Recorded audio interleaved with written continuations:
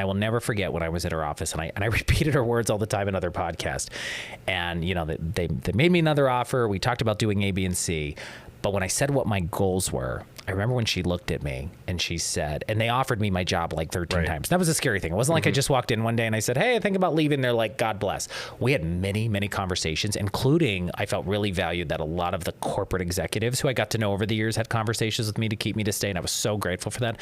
But I remember Julie Eisenman, the general manager, who's still there now. And, and I'm still advertising at WNEP for my clients now. So I go there, I get to see these people. She looked at me and she said, hearing where your goals are and what you want to do, she's like, I think it's time for you to literally go shoot your shot. Hey friends. It's the Ryan Leckey Show.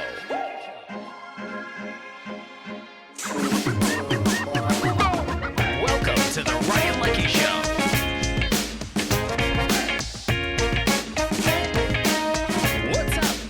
Hey friends, this episode has been quite some time in the making. It is all about celebrating and really looking back at the past year. I'm super stoked thanks to an incredible team, a super supportive community in Pennsylvania and other groups outside of the state for helping Ryan Leckey Media thrive over the past year. So it's my 1 year anniversary. I'm like, well, people are like, well, you got to give us the tea, how business has been going, etc. So why should I have to talk and do this, right? So I'm going to have one of my top leaders in the company. Wow. The one and only E-Money, Erich Granahan. Wow, I appreciate the nice intro, because I was afraid people were going to be like, who is that guy? Why are you just talking to some random stranger? So, yeah, first and foremost, he's not a random stranger. Erich and I have worked together for many, many years. Many years. He was my morning photojournalist when I worked at WNEP TV, the ABC affiliate based near Scranton, Pennsylvania. You worked with me for many, many years on Leckey Live.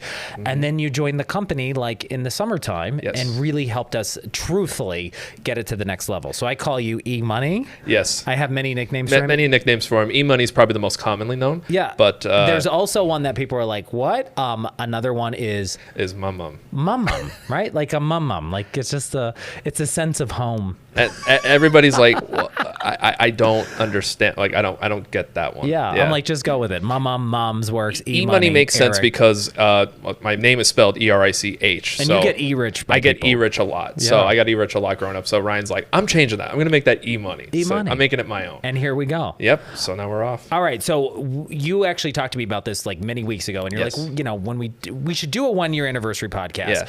I should be the one to pepper you with questions to talk about, one, shooting your shot, entrepreneurship, what it's been like, leaving something I did for 21 years and starting anew. And I said, whatever you want to ask, I have no idea what you're going to talk about. Nothing's off the table. I like to just think on the fly. Oh, absolutely. Absolutely. And I thought, and I really appreciate you giving me the chance to ask you these questions too. It really, I do appreciate that. Right. And at the same time, too, I didn't feel like, you should be sitting me, though. here. My life's like an open book. Oh, 100%. If I have something in my head, it's going to come out. I'm going to tell you. Correct. Oh, 100%. Yeah, and I feel like me asking you, because, you don't want to have to be, like, in third person talking like you do around the office a lot. Yeah, that would be awkward.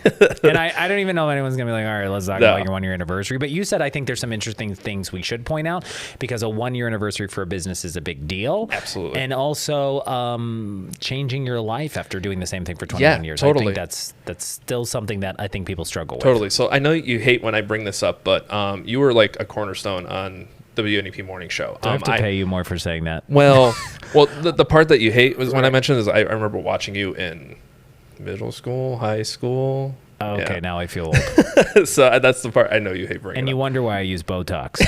Brotox. Exactly. So it's...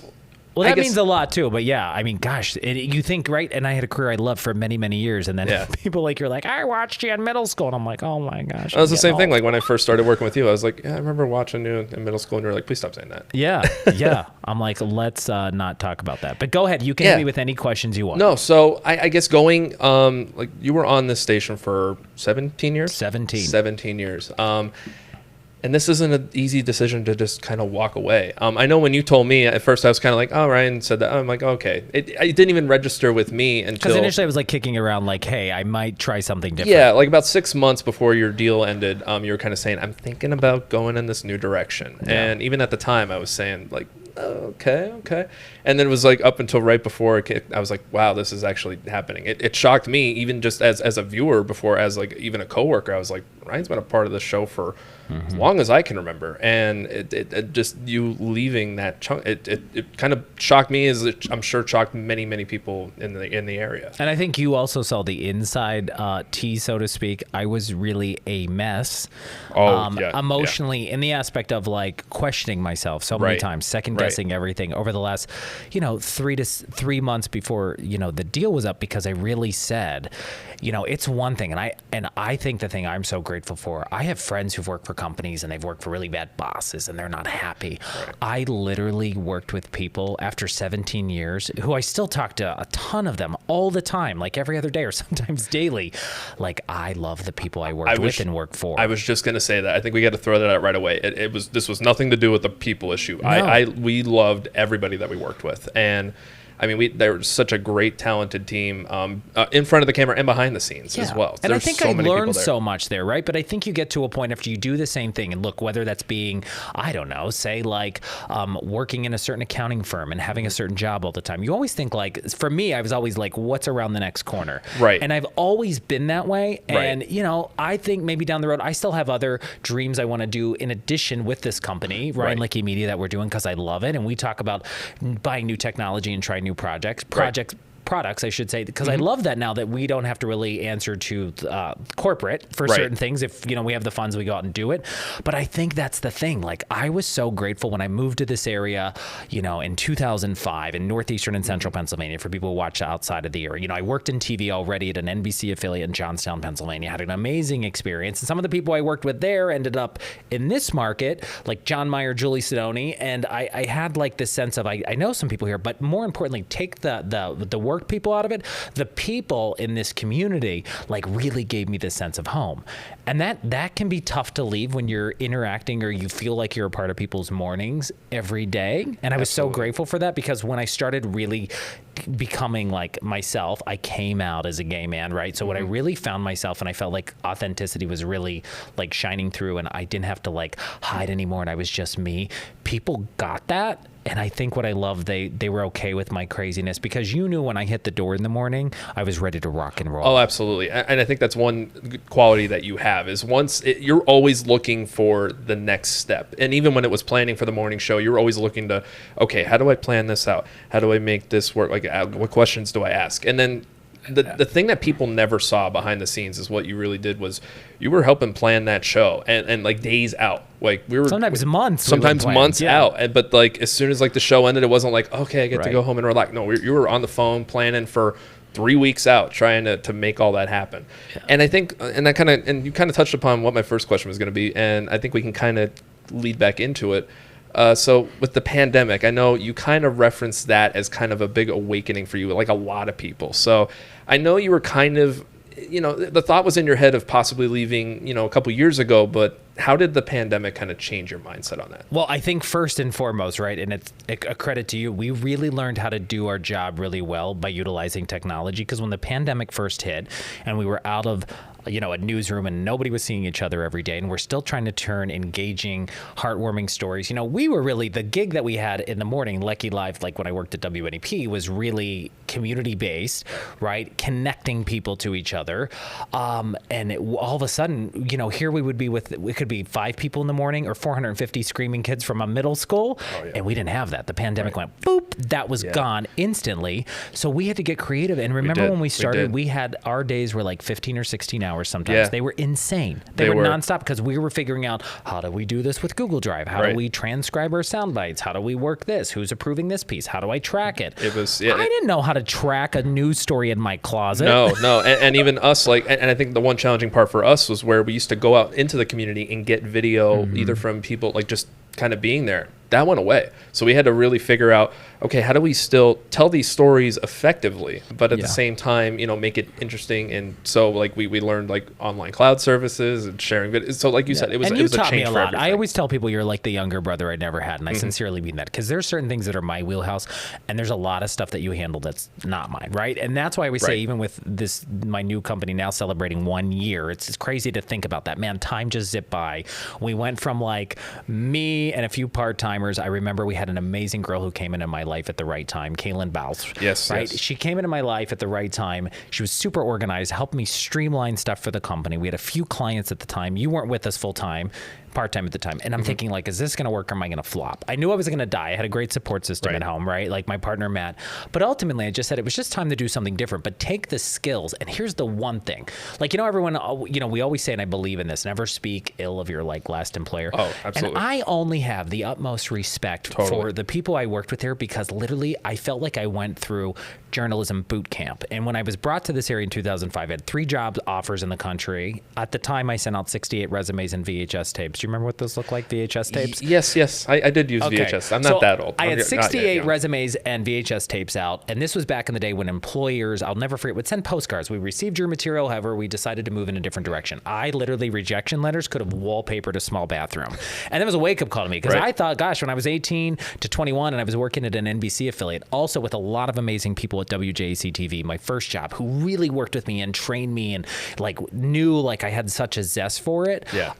Like I knew, like I learned a lot there, but when I came here, holy smokes, it was reporter boot camp. Oh yeah, absolutely. And my first news director here at the time was Dennis Fisher, and he's like, you're going to learn a lot here. And I'm thinking like, I've been doing this for 4 years. Holy smokes, right? The stuff that was ingrained into my head and the bosses I got to work for, like I can't say enough. For the longest time, I worked for a news director, Carl Abraham, for many years. And the guy literally, I think I would still be there if he was still there, because we always found a way to make things work. He always let me level up my career game, try new things. And the general manager, Chuck Morgan, was phenomenal. But it just came to a point, right, where, I just looked at stuff, and I hope I'm landing the plane on the right runway, because you asked me another question. I think I'm like, my attention span is like a hummingbird.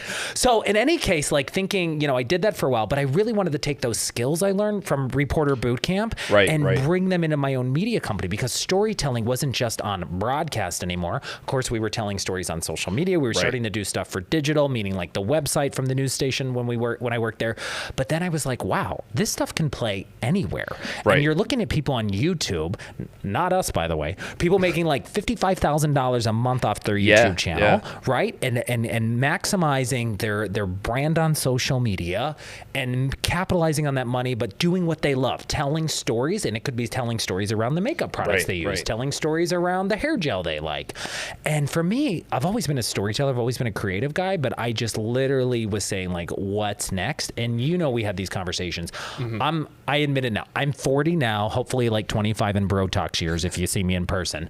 But I didn't want to look back, and I told you I covered enough snowstorms in my life, and I didn't want to be in my 40s, 50s, 60s, getting up at 2 a.m. anymore, going to bed at 6, covering the same stuff. And also there's been this huge shift in the industry. Just like newspapers experience. Television and broadcast, when you think of traditional broadcast, is going through it. And a lot of companies, and kudos to Tegna, who owns WNEP, there's also Nexstar, who owns BRE and YOU, at least in this market where we are. They've really kept up with it for streaming, mobile services, right? And feeding that out there. But for me, I was like, I want to try something else to be able to do my own YouTube channel. And that kind of leads perfectly into my next question. So when you work for, and it's not just WNEP, but any media company, there's always a contract that you got to sign. And I know you were getting other opportunities where you were like, I want to be able to help you out with this, either in speaking engagement or jump on this podcast or do this commercial, but I can't. It's because of the ironclad contract. So was that probably another reason why you were thinking of moving on? I was done. I was done. I was under contracts for 21 years. And I think people need to know, if you don't, and this is, I have friends who still work in radio, right? And I have friends who work at the networks in New York and stations all over the country. When you work for any media outlet, right? The way the contracts, and hopefully the game's changing, because the FCC is looking at a lot of stuff. A lot of judges, which kudos to them, consistently throw out non-competes to prevent people from working elsewhere. I think non-competes are terrible, and here's why. If you have a producer at a television station, and I know a lot of people around the country who are making, wait for it, $35,000 or $38,000 a year, right? That amount of money, and you are miserable at your workplace, and you don't like where you work, maybe you don't click with the manager, because look, I had the gold ticket, like in a way, I worked my butt off, but I had the best like leadership team I got to work with. And don't get me wrong, it wasn't sunshine and rainbows every day. I got my butt chewed out a lot of times, but I deserved it. So shout out to Carl, because Carl Abraham kept me in check as a news director. Dave Kersanda, the executive producer who I worked with for years, who's now working on the team. And like you said, those times when you get a stern talking to, it makes you learn too. And they would tell me something once and I never did it again. Right. But I needed that, right? Mm-hmm. And nowadays, I think the way sort of management has gone in some companies, maybe it doesn't work the way like how I got chewed out in 2005. Right. But let me tell you, they told me something once and it clicked and it made me better. And and I always say, like, I'd rather be right than first. And it just made you a better journalist overall. But coming back to the non-competes, I know people who've worked in television markets who are making $35,000 a year, $38,000 a year. Mm-hmm. For their starting gigs, right? And if you have somebody like that and they're under a contract and you're like, this isn't working for me, a lot of companies will still uphold those non-competes and threaten to sue somebody who's only making $38K a year. Mm-hmm. So really the fear of not being able to afford an attorney to be able to figure a way out of this, they just go with it and they have to live with it. And I really feel for these people because if they're only making that, amount of money, and that is tough these days with inflation and everything else. And I know some reporters who are starting out at $32,000 a year in a very small markets. Right. If you're not comfortable with where you are and you're trying to get somewhere else, or maybe you just want to go to another station in that market because your family's there. Because the one thing, like, it may be confusing for people that don't understand the industry. Non-competes essentially mean you can't jump to another station within the current market that you're already in. Yeah, my non-compete was for 1 year. Right. So I couldn't go from an ABC affiliate to an NBC or CBS without waiting for that 1 year to be up.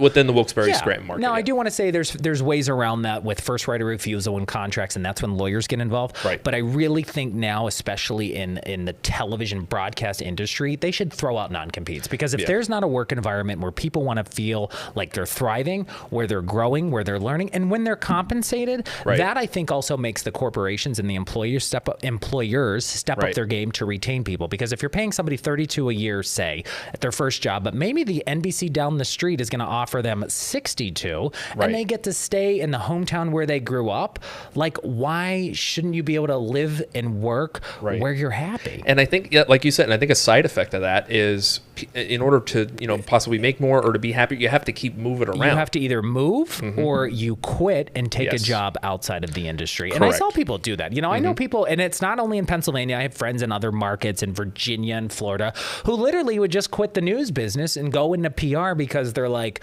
I don't want to be under a non-compete. My whole family's here. I have 2 kids. They're married, whatever. Right. And that's the way it goes. And then people leave the industry. And right now, broadcast, television news, like a lot of companies, are spitting blood to find employees. And good employees they can retain and keep. Right.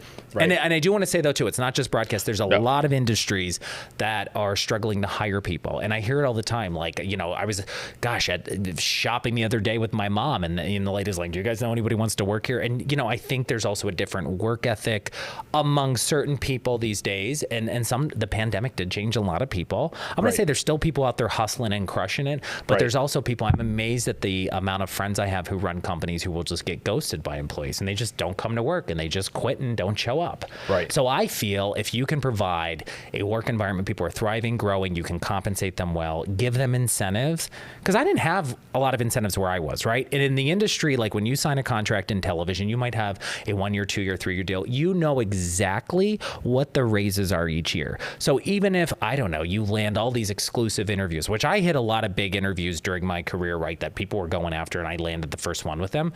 You never got like a pay bump at the end of the year like some executives might at a bank or whatever, right? So I was just like, and it wasn't even just about the money for me. Like, I was well compensated and I love the people and what he did, but I just think whatever industry you're in, you look back and say, do I want to do this another 5, 10 years? And if the answer is yes, go for it. Like, I have a lot of people in my life who love their jobs.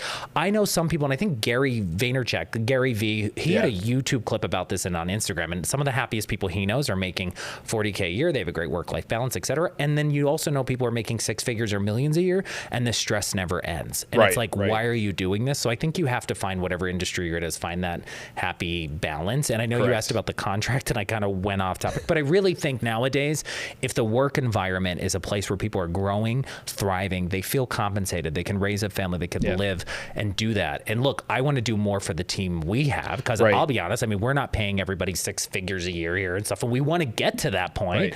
But I just think, and I see it with some people in the industry, not only here in Pennsylvania, but beyond, who are just like, that sometimes they're only out. And the other thing I hated about the contract and the way it was written, you could be fired if you changed your hair color or appearance without permission. There was a lot of that. It was so restrictive. And I remember you telling me about about that. So like you couldn't do this. You couldn't start a podcast in your basement if you wanted to. Couldn't do the Amazon Prime show that I just did, right? There's a lot of restrictions. The consultant with Julie Sidoti, I just appeared in the clip that cut my talking part. But I'm just saying, like, or some fun commercial work I did for Fidelity Bank in Dunmore, Pennsylvania recently, because I love them. And I just want to work with all different groups. And I think for me, as we always joke, like my friends, Tom Williams, who I worked with for many years, always says, nobody puts baby in the corner.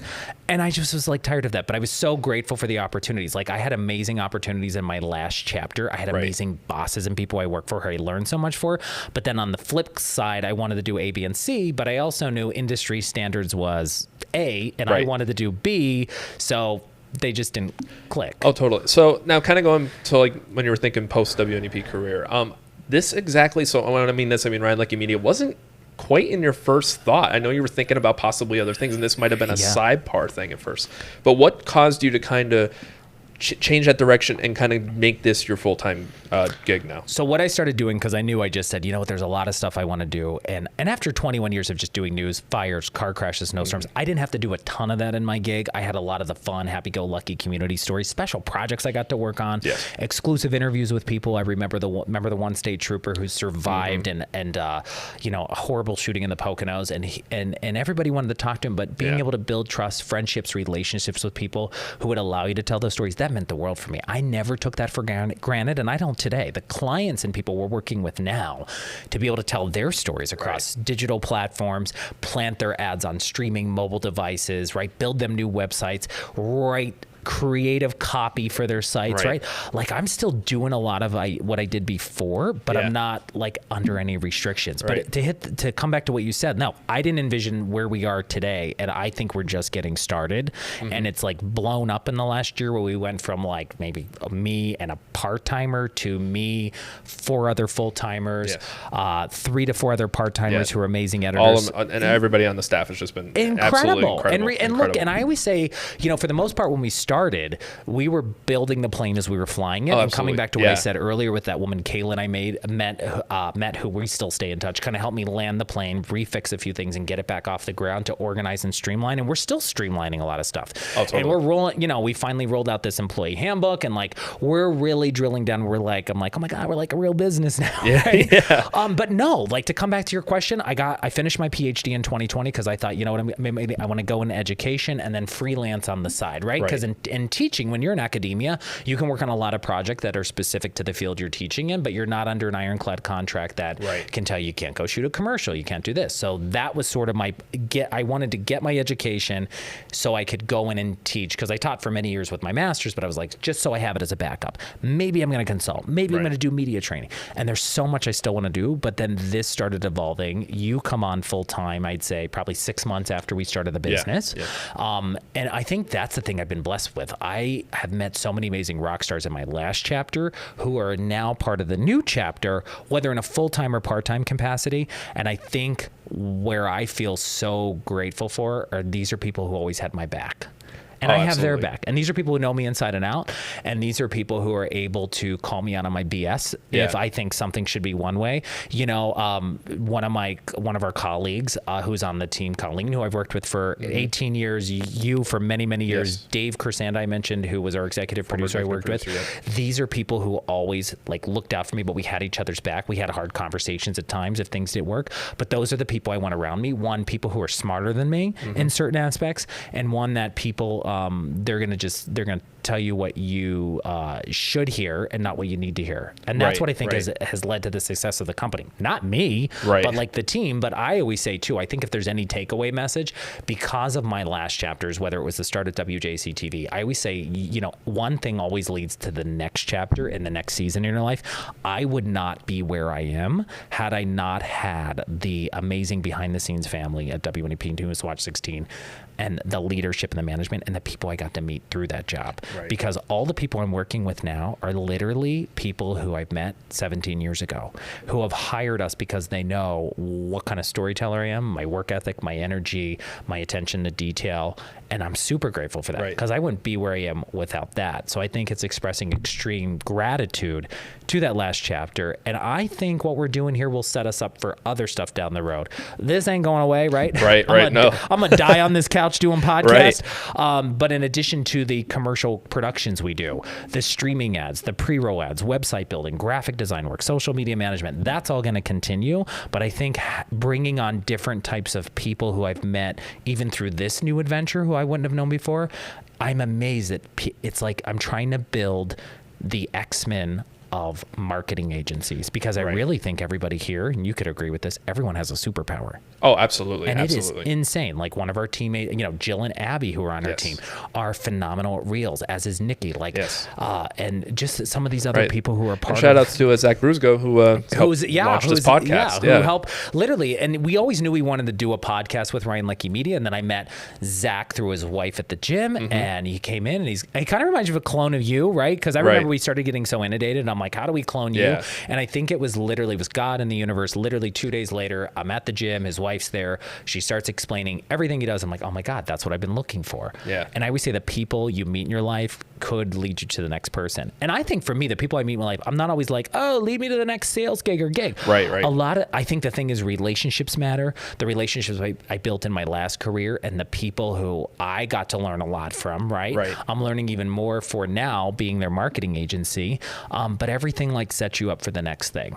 Oh, absolutely. Absolutely. And I guess, and you obviously hit on this a lot, like talking to me right now, but in terms of like what it is exactly that we do here. Yeah, I get that question. Yeah, because a lot of people in the public are like, what are you doing now? And even when people are asking, like, Erich, you're working with Ryan, what is he doing? Like, can you just explain? I think first and foremost, I'm so grateful. We have been so extremely busy from as soon as we started that we put a landing page on our website, but we've been so busy building all these other companies' websites, right? And some of their websites are 140 pages that we're mining through, building, copy editing, all this stuff.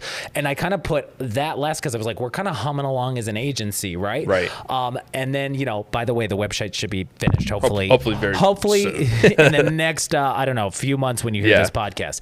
But the thing is, what we do is, I always like to say, Ryan Leckey Media is the Swiss Army knife of marketing agencies. There's really nothing we don't do, but I always tell folks, when you hire me, you get the team. And the team of people who have their own superpower, whether it's editing, whether it's drone tours, whether it's fly-throughs, whether it's cameras, whether it's reels, TikToks, Facebook videos, ad placements, Google ads. Everybody has their own little specialty, and I just wanted to build, literally, hopefully like Professor X, like this house, this company where everyone comes together and they could just crush it. But we are a full-service ad agency that produces and manages companies' social media platforms. So we will come into your company, we will take over your social media channels, shoot 6K video, which you really don't need for social, but we make sure we give you the we want to give quality. You the best quality possible. Multiple cameras, motion graphics in there, music, because we really feel as though we want to improve the employee engagement, the employee morale within a company, and a great way to do that, not only internally, but to show externally, like, here's the cool stuff going on in your backyard. So that's how we initially started. And some of my first gigs, by the way, that I got right out of the gate, like, remember, I said goodbye Memorial Weekend in 2022. I had one day off from work, and the next Sunday, I literally had one day off from work, I was working with the great Roba family.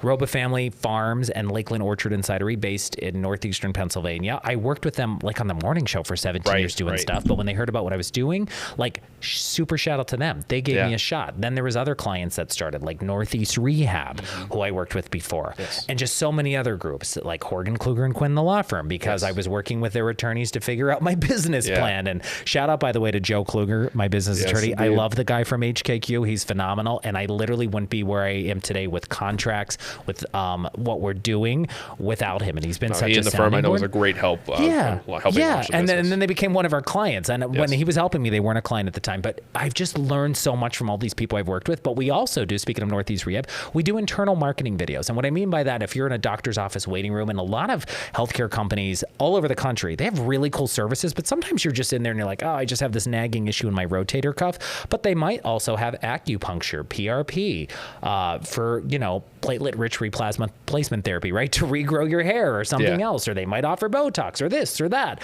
And that's, with Northeast Northeast Rehab. They were doing a ton of great stuff within their company, and we kicked around some ideas and said, yeah, let's do some cool internal videos, and we produced those for them. But those are people I've known for 17 years who I think the world of, but they brought us in to do some of that stuff. So social media management, production, internal marketing videos, website design, graphic design. We do full scripting services. So we love to come in. We come very prepared where we will script out commercial shoots in their entirety, everything from the shot sheet to what people are saying. And I think the cool thing is all these great writers I worked with for 17 years, wicked fast writers. And I think what makes us different than a lot of other marketing agencies and production houses, we are lightning fast, because my team, I want to say the team I'd say is 80% former news people. Now look, the people we've hired out of school who've graduated recently in the past year, they're already at that caliber. They're already they're working at that speed because they know that's like what we expect and what we do. But I think that's the coolest thing working with former news people is because one, we were notorious for getting to a scene and sometimes you would have seconds to compute, digest information, figure it out, and then convey that information to other people. And really I think that was one of the quick, kind of headlines for us when we started was we work under deadlines a lot. Huge deadlines. Everybody has same day of deadlines. Yeah, and sometimes we do turn stuff in a day or a few hours. But for us, we worked in that industry for me 21 years, and to turn a story and copy super fast, it was you didn't have to think about it. But of course, there are commercials, ones when you have to recreate, like we did recently, a nighttime driving commercial, and you have to have the car shake and you have to have it lit even though it's in the daytime. We black out a garage and we have green screens and projectors and all this stuff. Those commercials, there's a little bit more bandwidth involved and they take a little bit longer, but I mean, we're doing things now that I never thought I would be a part of, and it's kind of cool. And I mean, speaking of YouTube, where a lot of people watch our video podcasts, we would see what other creators around the country would do. And we are constantly looking at the latest research for social media analytics and engagement. How do we boost those platforms and studying the algorithms and everything else? But we just want to deliver to people. Did I cover everything we do? No, I think you cover pretty much everything we do and there. then also still photography now we launched.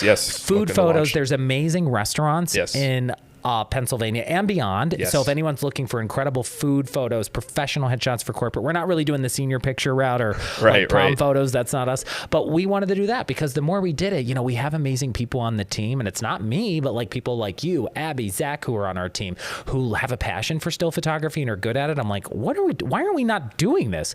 And that's, I think, the best thing about owning your own small business. Look, I want people to know, yes, we're celebrating a year anniversary. It is very scary because the more you grow, you have quote unquote, you got mouths to feed, right? People depend on a paycheck. So that was, I think when I started, I told you there was days, sometimes they were 15-hour days. Oh, absolutely. And we were figuring out a workflow and organization. And I was thinking, and I've talked to so many other small business owners, including, a friend of mine who runs Fit AF Nutrition, Jordan Galasso, who was it's going to be normal. And he told me before I started, he's the first 4 to 6 months, you're going to be working 14 hours a day and you're going to think, why did I quit this steady paycheck? And this was something brand new for you too. Totally. Running a business? You can run it, and I know you can be in front of a camera or talk to people in your sleep. This is nothing that even bothers you. But this is something that was a whole other level for you. Yeah, and having a friend who had a small business, he's get ready for it. And literally, people, what they told me was going to happen really happened, right? Because I didn't start with, hey, now we have a team of nearly 10 people. It did not look like that. And then also, I think what really helped me as well from the gate, getting connected to the right people. So we talked about the lawyer at HKQ, Joe Kluger, who I love, but also my business manager, Debbie Perry, who I'm great at going out, I think, and engaging with people. And I really want to identify what your problem is, find the solution, and really where marketing is today and building a brand, it's around storytelling.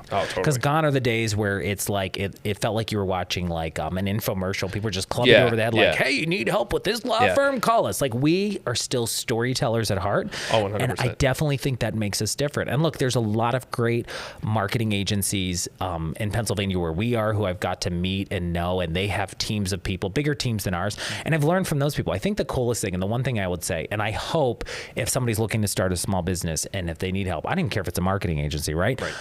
To be willing to have that conversation and offer advice, because so many people were there for me when I was ready to go out and shoot my shot. There's tons of resources out there to help you out. You're not on your own with this. And I think, and anybody who's really thinking of doing this, I mean, look into it. There's plenty of options out there. Like you said, you have plenty of help along the way. You didn't just do this myself and go, I'm just going to start a business. Yeah. And because it was a lot of thinking. It was a lot of work. A lot goes into it. And you don't really realize that until, like you said, you kind of get started and you're like, oh, there's this. And, and look, I want people to know, like, there are days, like, I love this moment on the couch, chatting with you, having Zach here, kind of working on this. Our other team is out hybrid right now. They're editing content. And I feel like, okay, we're in a good flow today, and everybody has their jobs to do, and we're checking things off the list. But there are days where things are overwhelming. And absolutely. And I know you've been there, where we have 12-hour days, and sometimes you think, like, I literally could stay at this office for the next 5 days straight and work 24 hours, and there's sometimes you feel like you're not caught up. But I've been able, because of the people who've been brought in my life, even like a CPA, Josh Murphy, who we're working with, to really guide you on when to hire more people, what you can pay people, how to compensate people better. And I think that's the biggest thing. And look, where I want to do a better job of, because I know there's some things I suck at, right? Like sometimes I'm like, we need to do blah, blah, blah, blah. And then I'm like, well, let's do this. And you're like, wait a minute, you just told me 20 different things. So I think but what's great, the people I have on my team who I've worked with for many, many years will be like, okay, you need to hold it a second and you need to tell me what we need to tackle. And I love that, right? Because I think when you work in corporate, some people, it's not like people are insubordinate or disrespectful, but I think everybody keeps us on the same page. But things I want to be better at are team building exercises and taking our team out and doing things that, like, look, I had a great run at my last job, but we didn't do a lot of team building exercises. We didn't have a lot of outings. And that was at my first TV station, my last one. There wasn't a lot of like, hey, let's all go do this together as a company thing. And I think one of the main reasons why I made the jump is kind of like what you said before, where you were at your old career. You were saying,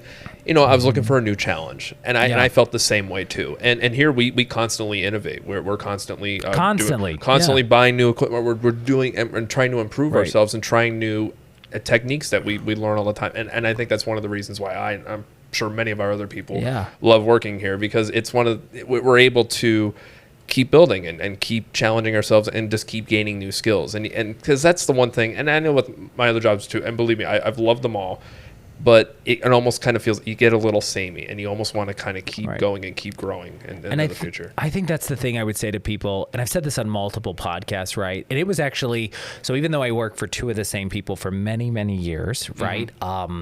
Carl Abraham and Chuck Morgan, who's the general manager at WNEP. Yes. Two people who are phenomenal to me. When they retired, they had some new leadership there. And the general manager, she's still there at WNEP. She was phenomenal to me as well. Julie Eisenman's her name. And I will never forget when I was at her office. And I repeated her words all the time in other podcasts. And, they made me another offer. We talked about doing A, B, and C. But when I said what my goals were, I remember when she looked at me and she said, and they offered me my job like 13 times. That was a scary thing. It wasn't like I just walked in one day and I said, hey, I think about leaving. They're like, God bless.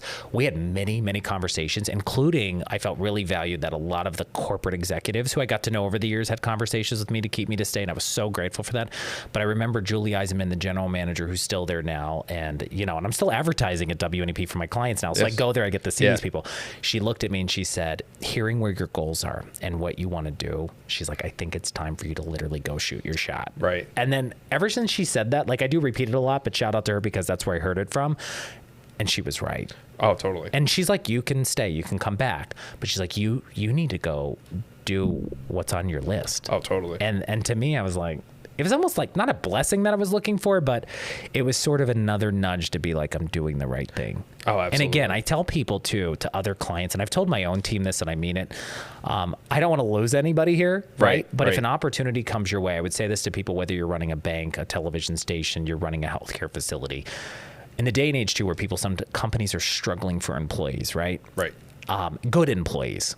I think companies would never say, like, look, if an opportunity comes your way that maybe they're going to pay off your student loans, they're going to give you a 6-figure salary, you're going to only have to do X a day and that's it, and it works for you. If you were great to me, we had a great working relationship, I know, like your hustle, I'll be the first person to write you a letter of recommendation. I would hate to lose that person.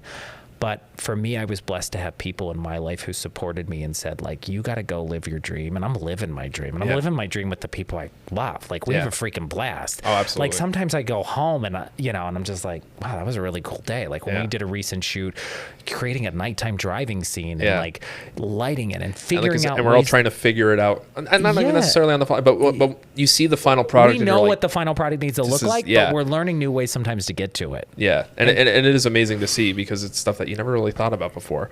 So last question, and we'll kind of start wrapping it up.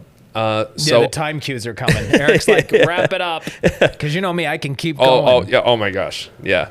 It'll never stop unless I give you like a stop sign. Yeah. But so in terms of like a lot of people, like when you had originally left, a lot of people were like, I think Ryan's gone. He's going to be leaving the area. Clearly, you're starting a company here. That's not happening. Yeah, I've been a year in northeastern Pennsylvania, right? Yeah. Where I started my company, but we're working with people all over Pennsylvania. Right. We've also traveled. We shot some stuff outside of the state. Totally. So I guess my main thing is, how is this? I mean, and you're not from this area originally. You're from Johnstown, as you've said many times. So how has this area, like, it really been ingrained in you, and what has this area really given you, and like, why did you choose to stick around? Well, I think the biggest thing is when I moved to northeastern Pennsylvania in 2005, right? I'm originally from Johnstown, Pennsylvania. I still have, my sister lives there, my nieces live there, and Johnstown is it's still special to my heart, right? Mm-hmm. And I lived there. I left Johnstown when I was 21, right? So I started in television at 18, going to school full-time, pretty much working in TV full-time, left in 01. And when I left, I did everything from weather to anchor. And I was like, okay, I got all this experience. I'm ready to go. And then I came here and I thought I got my stuff together. And they're like, no, you don't. And here's how you're going to fix it, right? And I am so grateful for the people who I got to work with, these rock stars. Many of them are still there. Some people went on other chapters. And it was literally a family. But I think the thing is, coming back to what you're asking, is this area, after you spend now like 18 years, right? Yeah. For me, it's always given me this feeling of home. And I sincerely mean that. I had that feeling of home in Johnstown, but I moved to northeastern Pennsylvania in 2005 in the Scranton area. And I definitely know my job helped me get to know a lot of people really quick. So I made friends really fast. I knew what gyms to go to and other stuff, and that was super beneficial. But I think the thing that I'll never take for granted is the fact that people let you into their homes or on their mobile devices for 17 years. And I was always the kind of guy, you know me, like, I'm like, I'll talk to anybody. Like, people wouldn't be scared to approach you at the grocery store, and they might tell you, like, I think you drink too much coffee in the morning, if you can just dial it back, right? Or I disagree that burger you showed the other day on television was great because I think this other place is better. I love that people in this area especially are so freaking real and so authentic. They're not afraid to tell you how it is. When I would call for a dentist appointment, like, I got the, this is why I love people. Hey, I love you, Leck, but why'd you had your hair blonde? I hated it. I know other people liked it. I just want to tell you I didn't like it. And you almost felt like family. And that is the most important thing. Like, in this area, it is such a sense of home. And you have people who will call you out on your crap, even if you didn't meet them. And that's what I love about this area. But I think the other thing is, I built these relationships with folks, and they allowed me to launch this company, right, with their support. And I think we just keep taking off. I'll never take that for granted. And this northeastern and central Pennsylvania, where I spent a huge chunk of my broadcast career, I would not be where I am today without the amazing people, the mom and pop shops, the people who signed the first contract with me to work with, and the people I got to know over the past 17 years who then brought me into their healthcare company or other businesses, their law firms. Right. And now I'm representing people in a different way. Like, for a while, I was obviously representing the station, but now I'm representing clients, right? But I think that's the biggest thing, that this area, because people thought right away, as soon as I left in Memorial Weekend of 2022, when I said goodbye to quote unquote broadcast news, everyone said he's moving to see his mom in Florida, West Palm Beach. He's going to see his mom. Well, fast forward, my mother has left West Palm Beach and Pittsburgh, and she's moving here. She's now here, yeah. And she's moving here. And the reason for that, as I said, there's no better place I'd ever want to live. And I loved my hometown in Johnstown, but here, especially after I came out, right, as a gay man, and the support I had in this area, and you just feel like people have your back and also will call you out on your BS, or you just get to know the people who work at the pizza shop, or even like Sheets when I go in for a diet too, and you get to know people by their names. Yeah. People are so real here, and they're so great. Absolutely. And there's literally there's no other place I'd want to ever launch my own company, because it was sort of like a continuation of what I did in my last chapter, just on a different platform. And it's like, it means the world to me when I'm out and people are like, how's your company going? I mean, you've kind of described everybody in Northeast Pennsylvania perfectly. I've lived here my entire life, Swarsville native, and yeah, that's like you said, they'll tell you how it is. And I love that. And don't stop. I mean, you might hate the brown color here, and you could tell me, right? Like, but I that's the thing. And if you're going to, launch a company, I mean, right now you have the opportunity to work really anywhere with remote capabilities. But for me to be able to continue to tell stories in this market that I feel like I was raised again here, right? Yeah. There's nothing better than that. And to work with some of the people who I worked with in my last chapter, just in a different capacity now, who trust me, who I get them. Yeah. I feel so grateful for that. No, perfect. I think you wrapped it up perfectly with a bow there. Do you feel nervous, by the way? Because you're always on the other side of the camera. Yeah, I will say this is definitely, like you said, like where we're superheroes are and all thing. This ain't it for me. That's certainly not. You're the magician behind the camera. Correct. And a lot of people are like, why don't I ever see in front of the camera? I'm like, well, this is probably why. Yeah. So, and like I said, and I've always appreciated this opportunity of having me interview you in terms of this. I told you nothing was out of my comfort zone. He is like my younger brother, so I was like, anything goes. But truthfully, I'm so grateful to you, but all the people who have cross paths with me. And look, there were some people who were with me for the first 6 months who had worked for their lives and career, and then maybe things changed. But everybody came into my life literally. When I think of celebrating a 1-year anniversary, I hope we're doing this again when I'm saying it's my 5-year, it's my 10-year anniversary. Yes. And maybe we own a building then, and we're huge and we're thriving, and like it just keeps growing. Everybody came into my life at the right reason. And this company is only able to celebrate a 1-year success, not because of me, but because the team of people we have behind it. Like, right? I always say when you hire me, you get the team, and I really mean that. And like literally, I'm blessed and I feel grateful to be surrounded by some of the smartest people I know, because we're only celebrating 1 year and we're growing so fast because of people like you, people like Zach, who's manning everything right now on this podcast, and the other teammates, I don't want to list everybody off, but the people who are still a part of this company now, everybody has such an important role, and we are where we are today because of them. Oh, absolutely. And I mean, I've worked with plenty of people in this industry. I've been in this for 12 years too. And I mean, the team that we got now, they are truly talented. And it blows my mind. Yeah. It is so cool too, by the way. We have two recent college grads. Jill and Abby have been out of college for a short time, but the stuff they've taught me about these different platforms, Reels, Instagram Reels, and TikTok, has blown my mind. And then, like you said before, everything is constantly evolving. And I love that. Yeah. And I love when they're like, hey, no, you're doing it wrong. This is how you do it. And I'm like, yeah. It's insane. And like you said, they provide perspective that we never saw, and vice versa. Yeah. It's and I think it's really cool to have a company made up of all these different ages, right? So it's not everybody who's in their 30s or everybody's in their 40s. We have people, who are still in college who work for us part-time, who we can show stuff and be like, look, do you think if we're producing a spot targeting, college age people, right? Do you think you'd connect to this? And to get that feedback, and, we value them, like, it's awesome. It's so cool. And we have people who are on our team who were, they thought they were retiring at 65, and I pulled them out of retirement, but I get the feedback from them on different types of content and to get different perspective. But I think overall it's a message of, we're celebrating 1 year at Ryan Leckey Media. Yes. But I think it's just immense gratitude to be here for 1 year. And I think, like, God, to look back and say, hopefully we can crush this again in like another 5 years and have another little chat and see where things are. Absolutely. I mean, looking into the future, it's looking good, and we're hoping to keep up that momentum.